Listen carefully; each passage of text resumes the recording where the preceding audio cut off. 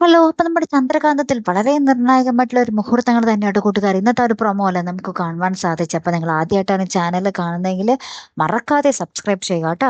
അപ്പൊ എന്തായാലും ഇന്നത്തെ ഒരു പ്രൊമോയില് നമ്മുടെ നന്ദുവിന് ആ ഒരു പരിക്ക് പറ്റി കൊണ്ടുവന്നിട്ടുണ്ടല്ലോ. അപ്പൊ നന്ദയുടെ അരികിലാണ് ആ ഒരു നന്ദു ഇപ്പോൾ ഉള്ളത്. അപ്പൊ നമ്മുടെ ഗൗരി നടന്ന കാര്യങ്ങളൊക്കെ പറയുന്നുണ്ട്, കൂട്ടുകാർ തള്ളിയിട്ട കാര്യങ്ങളൊക്കെ പറയുന്നുണ്ട്.